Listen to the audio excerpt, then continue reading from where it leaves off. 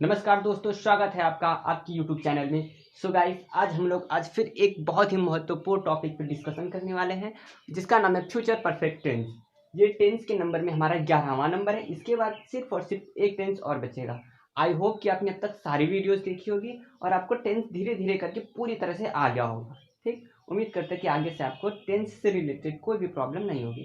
आइए हम बात करते हैं फ्यूचर परफेक्ट टेंस। सबसे पहले हम आपको इसकी आइडेंटिफिकेशन बताएंगे, इसकी पहचान बताएंगे। आइडेंटिफिकेशन,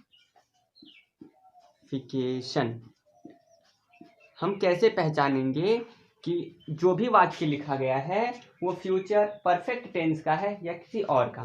दोस्तों, फ्यूचर परफेक्ट टेंस के जो हिंदी वाक्य होते हैं, इनके अंत में कुछ कुछ महत्वपूर्ण शब्द आते हैं, जिससे हम पहचानते हैं कि ये फ्यूचर परफेक्ट टेंस है। चलिए आपको बताते हैं। जिन हिंदी वाक्यों के अंत में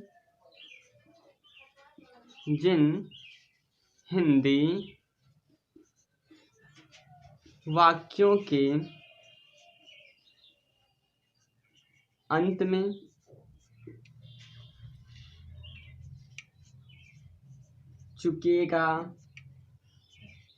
चुकेगी, चुकेंगे, चुकूंगा आदि शब्द आते हैं,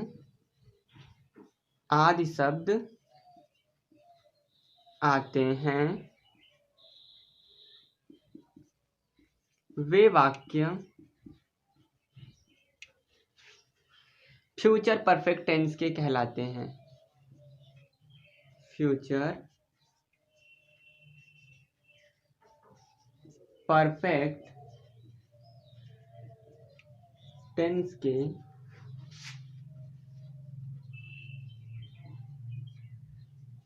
कहलाते हैं।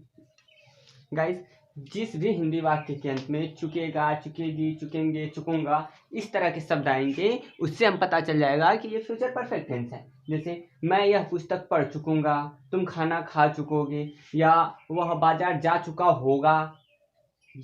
होगा। ऐसा जरूरी नहीं है कि चुकेगा, चुकेगी, चुकेंगी, चुका होगा, चुकी होगी, चुके होंगे, ऐसे भी शब्द आ सकते हैं, लेकिन उसमें चुका और गा ये पक्का से फिक्स रहेगा। ठीक है, तो मैं उम्मीद करता हूँ कि अगर कहीं पे भी कोई वाक्य लिखा है तो उसके हिंदी को पढ़ के उसके जो अंत में आप ये चुकेगा, चुकेगी, चुकेंगे देख के पहचान लोगे कि फ्यूचर परफेक्ट टेंस है। आगे बढ़ते हैं, हम आपको बताते हैं इसके अफर्मेटिव सेंटेंस के बारे में।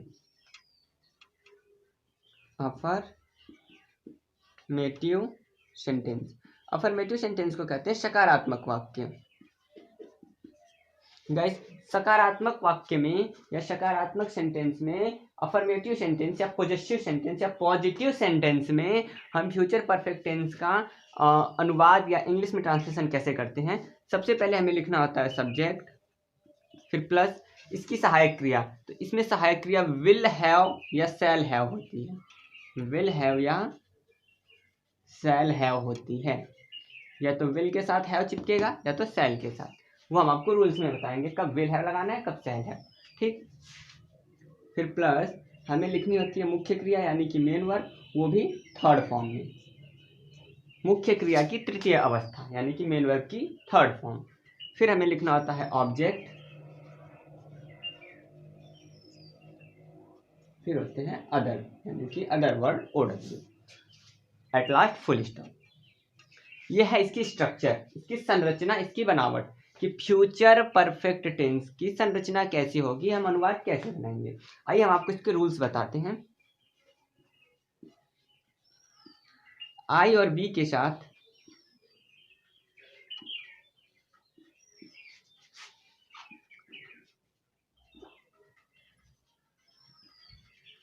शैल हैव तथा अन्य सभी सब्जेक्ट के साथ अन्य सभी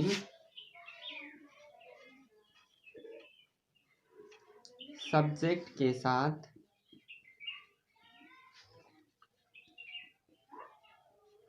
विल हैव का प्रयोग करते हैं।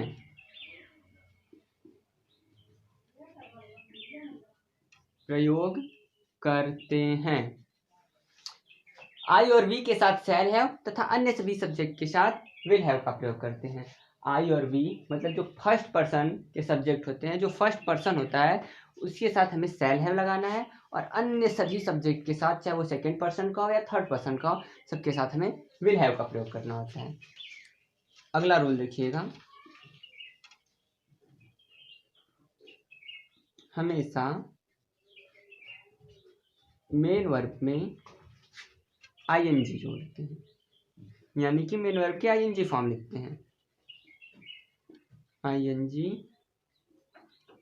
जोड़ते हैं, हमेशा मेन वर्ब में आईएनजी जोड़ते हैं। इन सब के अलावा गाइस इस वाले टेंस में भी कभी कभी दो कार्यों का होना पाया जाता है, दो कार्य एक साथ होते हैं। तो हमेशा के लिए आपको बता रहा है कि अगर वाक्य में दो कार्य आ जाएगा इस वाले टेंस के हिसाब से, यदि वाक्य के अंत में दो कार्य आएगा तो क्या करना होगा। यदि वाक्य में दो कार्यों का होना पाया जाए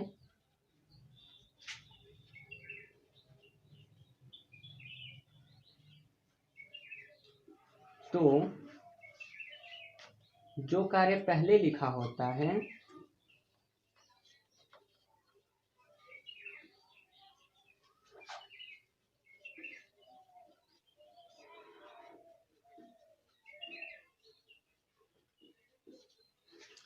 यदि वाक्य में दो कार्यों का होना पाया जाए तो जो कार्य पहले लिखा होता है उसका अनुवाद बाद में करते हैं,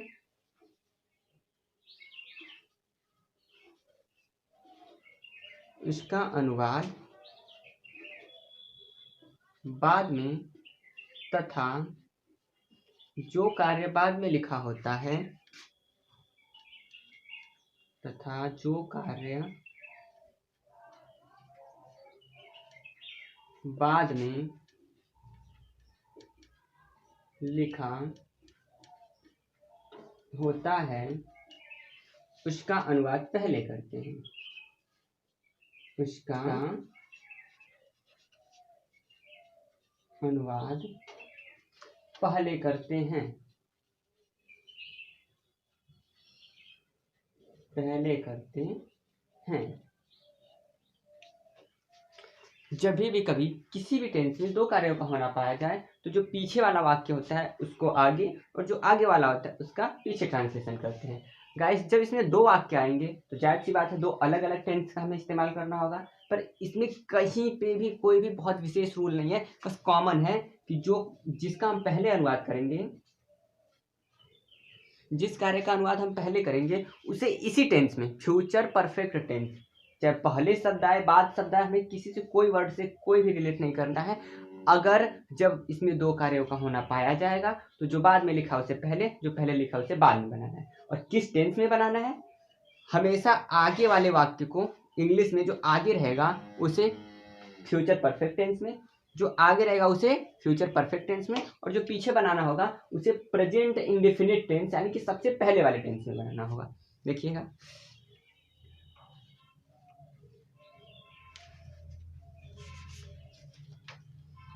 हमेशा पहले, हमेशा पहले फ्यूचर परफेक्ट टेंस तथा बाद में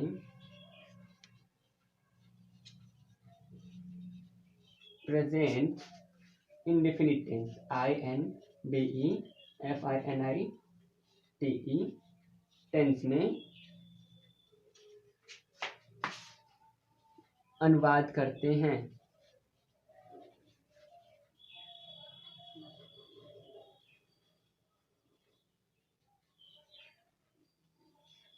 बस इतना सा ही कुछ बेसिक रूल है हमारा फ्यूचर परफेक्ट टेंस में। कहने के लिए फ्यूचर परफेक्ट टेंस को अगर हम कहें तो दूसरा सबसे बड़ा पोर्शन का या दूसरा सबसे लंबा ट्रांसलेशन वाला ये हमारा टेंस है। जैसे कि सबसे जो बहुत लंबे लंबे या जिसमें बहुत ज़्यादा रूल्स होते हैं, जो बहुत डिफिकल्ट लगते हैं देखने में ऊपर से, तो 12 टेंस में पास्ट परफेक्ट टेंस था, जिसमें भी दो कार्यों का होना पाया जाता था। पहले आने पे कुछ और, बाद आने पे कुछ और, हर जगह अलग अलग रूल लगाते थे।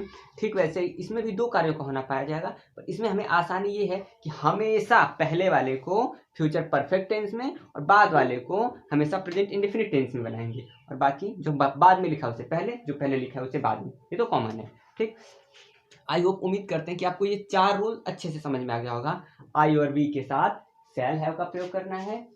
आई और वी को छोड़ के कोई भी हमारा सब्जेक्ट हो, विल हैव का प्रयोग करना है।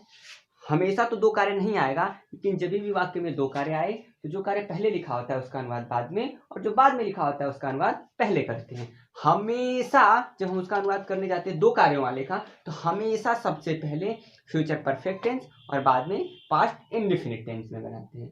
ओके गाइस, आई होप कि अब मैं इस रूल्स को मिटा के आपको एग्जाम्पल के थ्रू समझाऊं। ओके, तो हम इसको इरेज करते हैं।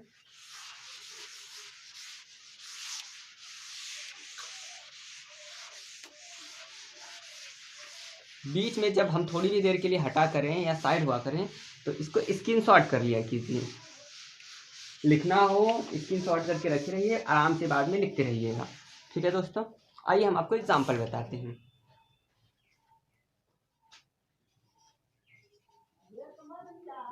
कमला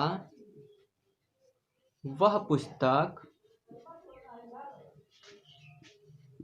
पढ़ चुकी होगी।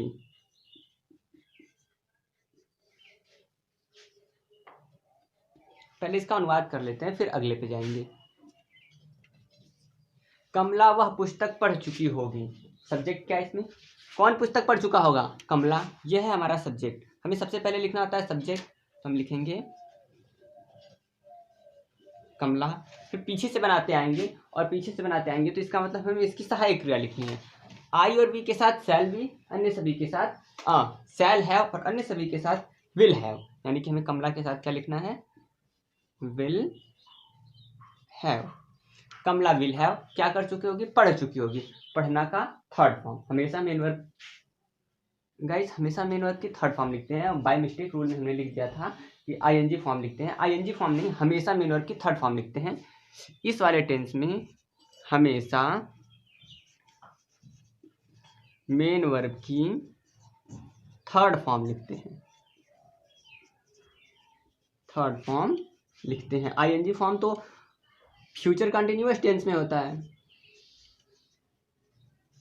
जिस भी टेंस में कंटिन्यूअस शब्द आए, future continuous, future perfect continuous, present continuous, present perfect continuous, जिस भी टेंस में कंटिन्यूअस शब्द आता है सिर्फ उसमें आईएनजी लगाते हैं। ठीक, और जिसमें परफेक्ट शब्द आता है, ओनली वन परफेक्ट, उसमें हमेशा थर्ड फॉर्म लगाते हैं। तो ये हमारा फ्यूचर परफेक्ट टेंस है, इसमें हमेशा मेन वर्ब की थर्ड फॉर्म लिखेंगे, आईएनजी फॉर्म नहीं लिखेंगे। ठीक है, तो हमें अब लिखना है पढ़ना। पढ़ना का थर्ड फॉर्म, रीड का थर्ड फॉर्म रीड ही होता है। कमला विल हैव रीड, क्या पढ़ चुकी है? वह किताब, मतलब दैट बुक। Full stop. एक और एग्जांपल देखिएगा।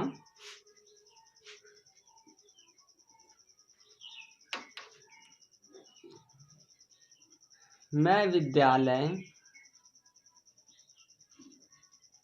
पहुंच चुकूंगा या पहुंच चुका होऊंगा।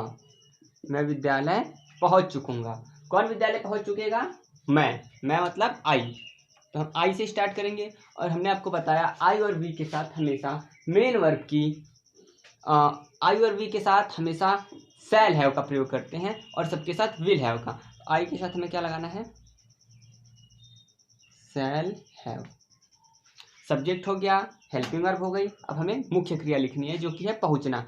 पहुंचना का होता है रीच, और हमेशा मेन वर्ब की थर्ड फॉर्म लगानी है, तो रीच का थर्ड फॉर्म होगा reached. I shall have reached, कहाँ? School. Full stop. I shall have reached school. Guys, आइए हम आपको कुछ ऐसे भी एग्जाम्पल बताते हैं जिसमें दो कार्यों का होना पाएगा। जैसे कि समझ लीजिएगा,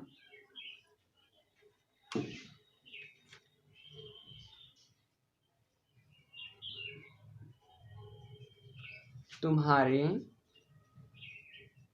आने से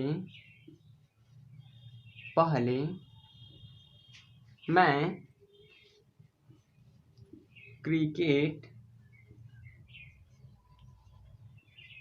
खेल चुकूंगा।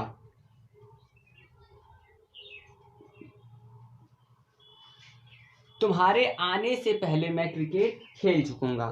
तुम्हारा आना और मेरा क्रिकेट खेल लेना, ये दो कार्य है, ठीक। और चुकेगा चुकेगा चुकूंगू से, चुकेगा चुकेगी चुकेंगे या चुकूंगा से हमने पहचाना कि ये फ्यूचर परफेक्ट टेंस है, ठीक। तो जो कार्य बाद में लिखा है, मतलब ये, इसका हमें ट्रांसलेशन पहले करना है और जो पहले लिखा है इसका बाद में करना है, ठीक। इतना क्लियर हुआ। इधर का आगे और इधर का पीछे करना है। और मैंने आपको बताया हमेशा स्टार्टिंग फ्यूचर परफेक्ट टेंस से करेंगे और जो बाद में लिखना होगा उसे प्रेजेंट इंडेफिनिट टेंस यानी कि सबसे पहला टेंस, ठीक। चलिए स्टार्ट करते हैं। मैं क्रिकेट खेल चुकूंगा। I shall have play the cricket. इस वाले वाक्य को हमने फ्यूचर परफेक्ट की तरह, मतलब शैल हैव सहायक क्रिया और प्ले का थर्ड फॉर्म प्लेड लगा के बना दिया। अब इसके बाद पहले शब्द आया है तो हम इसको जोड़ेंगे बिफोर से। बिफोर, तुम्हारे आने से, तुम्हारा आना मतलब यू कम। और हालांकि ये हमें प्रेजेंट इंडेफिनिट टेंस के अफर्मेटिव के रूल से बनाना है, तो प्रेजेंट इंडेफिनिट टेंस में तुम्हारा आना, ये तुम आते हो का जो ट्रांसलेशन होगा हम वही बनाएंगे। हमें लिखना होगा सब्जेक्ट यू, क्योंकि ये बहुवचन है, प्लूरल है। प्लूरल में मेन वर्ब के साथ यस या ईएस नहीं जोड़ते हैं प्रेजेंट इंडेफिनिट टेंस में, तो हमें आने में यस या ईएस नहीं जोड़ना होगा। You come and full stop, ठीक है दोस्तों। आइए एक और एग्जांपल लेते हैं दो कार्यों वाला।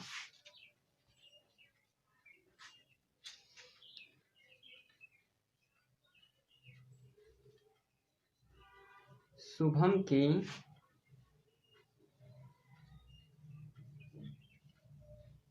मारने के बाद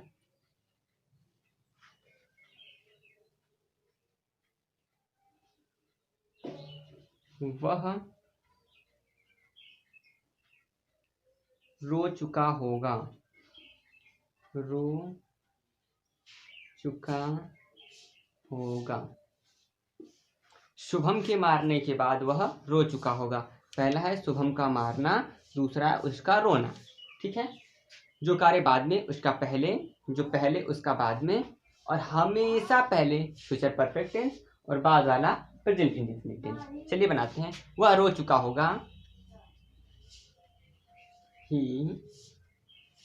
will have wept। He will have wept, वह रो चुका होगा। और हमें जोड़ना है किससे? आफ्टर। शुभम के मारने से पहले, शुभम के मारने के बाद, मतलब शुभम मारता है। हमें ट्रांसलेशन किस चीज का बनाना है? शुभम मारता है, क्योंकि हमें प्रेजेंट इंडेफिनिट टेंस की तरह बनाना है शुभम का मारना। After Shubham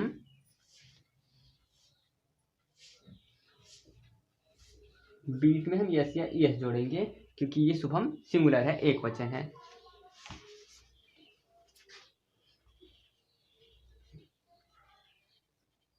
Shubham beats. He will have weaved after Shubham beats. I hope guys कि आपको ये चारों का चारों एग्जाम्पल अच्छे से समझ में आ गया होगा। कमला वह पुस्तक पढ़ चुकी होगी। Kamla will have read that book. मैं विद्यालय पहुंच चुका हूँगा। I shall have reach school. तुम्हारे आने से पहले मैं क्रिकेट खेल चुकूंगा। I shall have played the cricket before you come. Shubham के मारने के बाद वह रो चुका होगा। He will have weaved after Shubham beats. आइए अब हम आपको इसका नेगेटिव सेंटेंस समझाते हैं।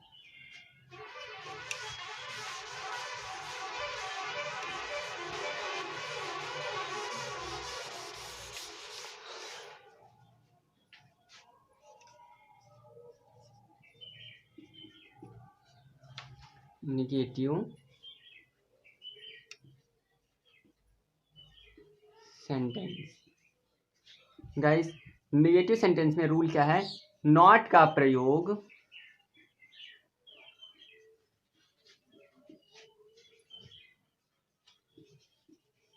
विल, शैल के बाद तथा हैव से पहले करते हैं। नॉट का प्रयोग विल शैल के बाद तथा हैव से पहले करते हैं। हमने आपको कई बार बताया, फिर से बता रहे हैं, जब किसी भी टेंस में दो या दो से अधिक सहायक क्रिया आ जाए तो नेगेटिव सेंटेंस में हमेशा नॉट का प्रयोग पहली सहायक क्रिया के बाद और बाकी सबसे पहले कर देते हैं। ठीक है, तो इसमें शैल हैव या विल हैव आएगा तो हमें विल नॉट हैव या शैल नॉट हैव इस तरह का लिखना होगा। ठीक, आइए एग्जाम्पल के थ्रू बताते हैं।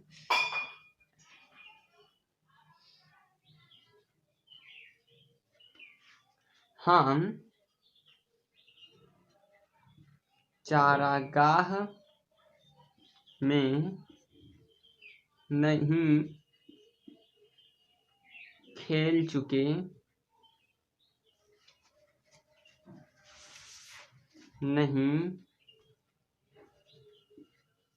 दौड़ चुके होंगे। हम चारागाह में नहीं दौड़ चुके होंगे, चुके होंगे, चुकी होंगी, फ्यूचर परफेक्ट टेंस, हमने टेंस पहचान लिया। कौन नहीं दौड़ चुका होगा? हम, सब्जेक्ट भी मिल गया। सबसे पहले हमें लिखना है सब्जेक्ट वी, इसके बाद सहायक क्रिया। तो फ्यूचर परफेक्ट टेंस की सहायक क्रिया विल हैव या शैल हैव होती है। हमने आपको रूल में बताया कि वी के साथ शैल हैव लगाना है, तो हम लिखेंगे शैल और नॉट का प्रयोग विल शैल के बीच में, यानी कि यहाँ पे नॉट और फिर have. Will not have, we will not have run. Run का थर्ड फॉर्म भी रन ही होता है। कहाँ पे? चारागाह में, इन द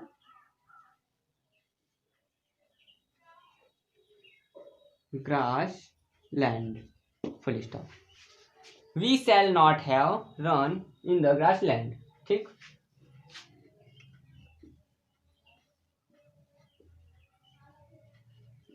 शेर जंगल में नहीं दहाड़ चुका होगा। शेर जंगल में नहीं दहाड़ चुका होगा। ठीक, या शेर जंगल में नहीं दहाड़ा होगा, हम ऐसे भी कह सकते हैं, शेर जंगल में नहीं दहाड़ा होगा या शेर जंगल में नहीं दहाड़ चुका होगा। तो सबसे पहले हमें लिखना है सब्जेक्ट। कौन नहीं दहाड़ चुका होगा? शेर, द लायन। सहायक क्रिया क्या है? विल हैव या शैल हैव, तो यानी कि आई वी के साथ तो हमें शैल हैव लगाना है। ये आई और वी तो है नहीं, इसके साथ हमें लगाना होगा विल हैव। विल के बाद नॉट, फिर हैव, क्योंकि नेगेटिव है इसमें नहीं शब्द आया है। The lion will not have, दहाड़ना का होता है रोर, और रोर का third form roared in the forest, full stop. The lion will not have rode in the forest, the lion will not have rode in the forest. ठीक है दोस्तों, आइए एक दो कार्य वाला भी आपको बता देते हैं नेगेटिव में।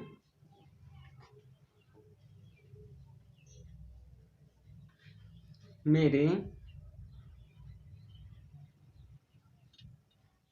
देखने से पहले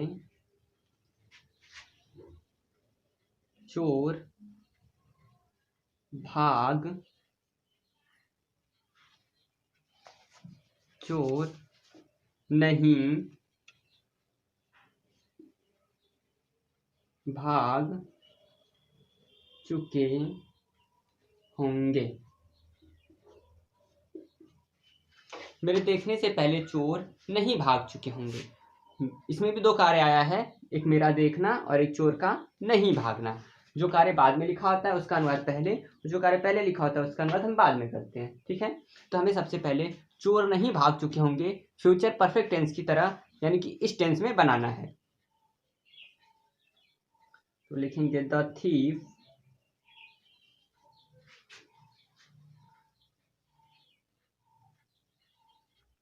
will not have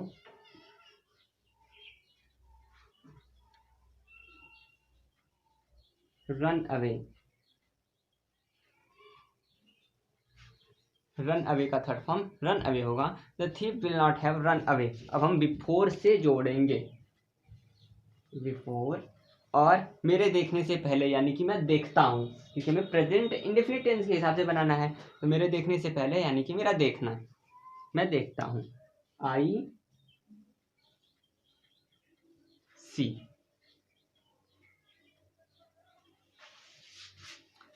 the thief will not have run away before I see। Okay guys, बस इतना सही था हमारा नेगेटिव सेंटेंस का कॉन्सेप्ट। और नेगेटिव सेंटेंस के कॉन्सेप्ट में क्या है, नॉट का प्रयोग विल या शैल के बाद और हैव के पहले करना है। ओके, आइए अब इंट्रोगेटिव सेंटेंस आपको समझाते हैं। हम इसको इरेज करते हैं।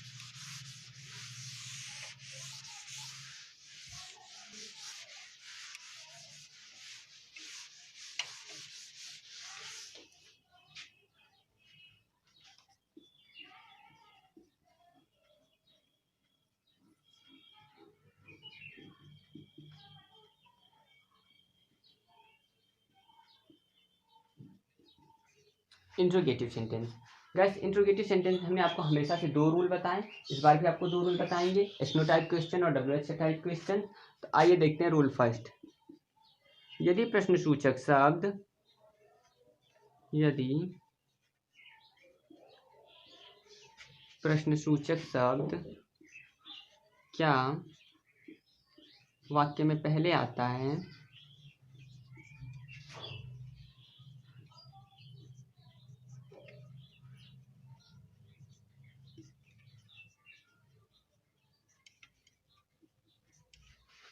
तो उसकी अंग्रेजी नहीं लिखते हैं, तो उसकी अंग्रेजी नहीं लिखते हैं। उसकी अंग्रेजी होती है व्हाट, लेकिन नहीं लिखते हैं, तो उसकी अंग्रेजी नहीं लिखते हैं।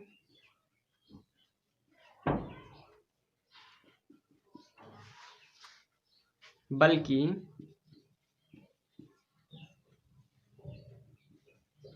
विल या शैल का प्रयोग सब्जेक्ट से पहले करते हैं, सब्जेक्ट से पहले करते हैं। अगर वाक्य में क्या शब्द आएगा तो क्या की स्पेलिंग होती है व्हाट, लेकिन अगर क्या सबसे पहले आया तो हमें कहीं पे भी व्हाट नहीं लिखना है, बल्कि जो विल शैल है उसको सब्जेक्ट से पहले लिख देना है, तथा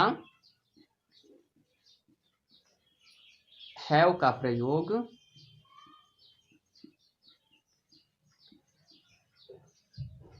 सब्जेक्ट के बाद करते हैं। सब्जेक्ट का हैव का प्रयोग सब्जेक्ट के बाद ही करना है। पहले रूल में हमने आपको क्या बताया, यदि प्रश्नसूचक शब्द क्या वाक्य में पहले आता है तो उसकी अंग्रेजी नहीं लिखते हैं, बल्कि विल शैल का प्रयोग सब्जेक्ट से पहले तथा हैव का प्रयोग सब्जेक्ट के बाद करते हैं। देखिएगा रूल 2, यदि प्रश्नसूचक शब्द वाक्य के बीच में आता है,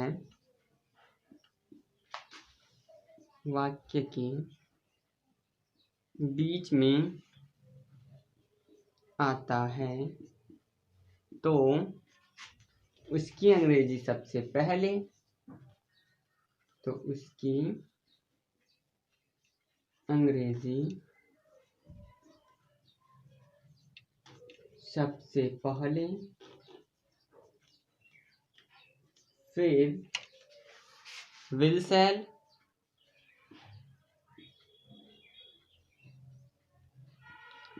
तब सब्जेक्ट, देन हैव लिखते हैं, या हैव का प्रयोग करते हैं। यदि प्रश्नसूचक शब्द वाक्य के बीच में आता है तो उसकी इंग्लिश सबसे पहले, फिर विल शैल, सब्जेक्ट, तब हैव लिखते हैं। ओके गाइस, रूल फर्स्ट में अगर क्या पहले आया तो लिखना ही नहीं, रूल सेकेंड में कोई भी इंट्रोगेटिव वर्ड अगर बीच में आया तो सबसे पहले। बाय एग्जांपल देखिएगा,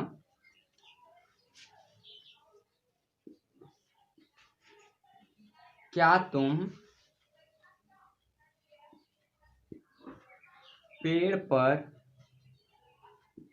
चढ़ चुके होगे या होगे? Question mark. क्या तुम पेड़ पर चढ़ चुके होगे?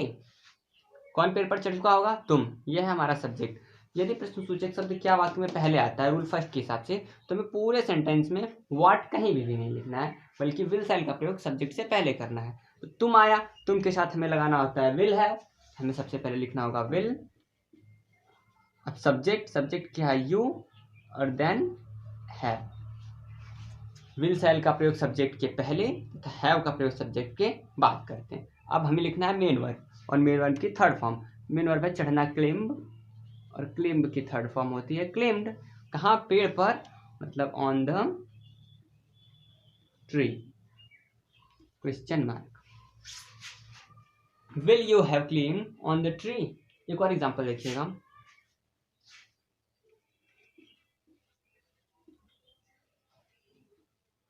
क्या मैं पानी में कूद चुका होऊंगा? क्या मैं पानी में कूद चुका होऊंगा? कौन पानी में कूद चुका होगा? मैं, यानी कि सब्जेक्ट है आई। आई के साथ हमें लगाना होता है शैल हैव। जब क्या पहले आया तो हमें व्हाट लिखना नहीं है, बल्कि हमें विल सेल से स्टार्ट करना है, तो हम सबसे पहले लिखेंगे शैल, अब फिर सब्जेक्ट, फिर हैव। शैल आई हैव, कूदना का होता है जंप, और जंप की थर्ड फॉर्म जंप। कहाँ? पानी में, in the water. Question mark. Shall I have jump in the water. ये तो था हमारा रूल फर्स्ट का एग्जाम्पल। आइए हम आपको कुछ रूल सेकेंड यानी कि दूसरे वाले रूल्स के भी एग्जाम्पल बताते हैं।